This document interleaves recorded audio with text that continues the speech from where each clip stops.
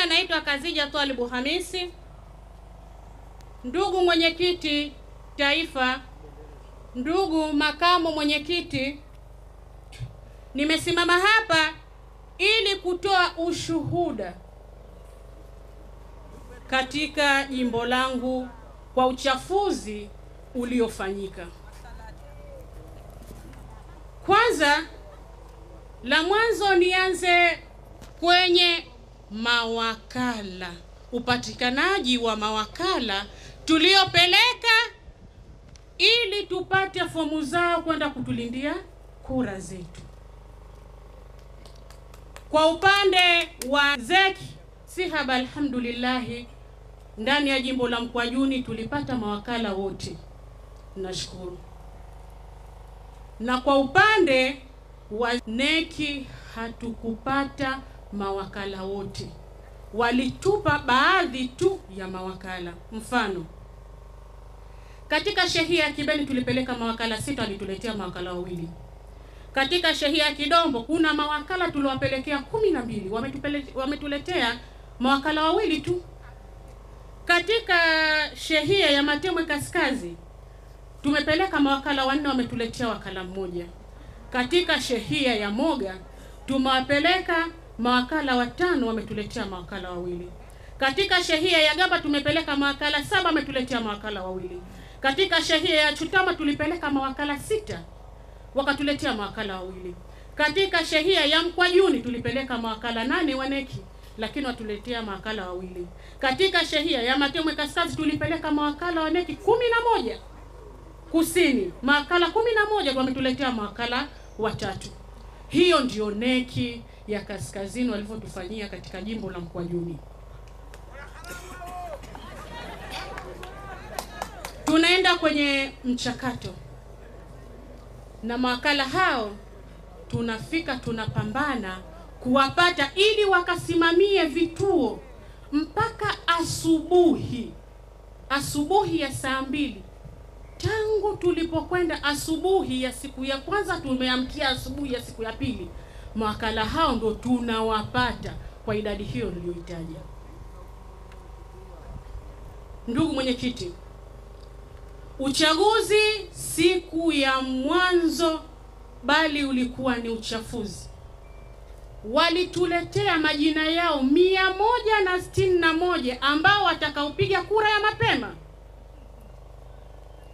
na kura hizo ni kwenye shehia 4 tu, ni shehia ya Gamba, Moga, Chutama na Kibeni.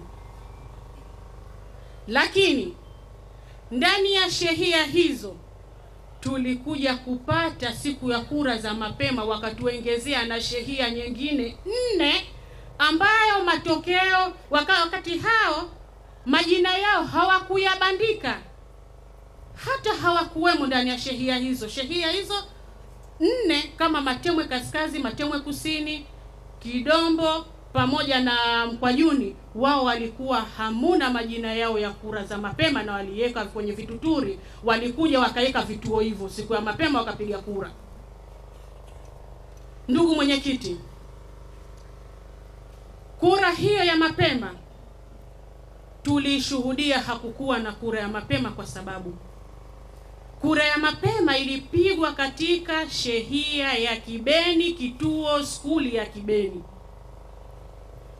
Kura hiyo, achana na hao walivyozungumza wenzangu, gari ziliingia, mote ziliingia, lakini kuna wengine ambao ni ndugu zetu, kaka zetu, wapanda minazi, wachimba mawe, walienda kuwavisha magwanda ndani ya skuli hiyo ya Kibeni.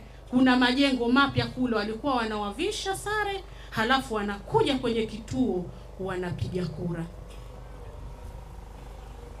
Kura hiyo ya mapema, ndugu mwenyekiti, ilikuwa hakuna bali ni uchafuzi wa mapema.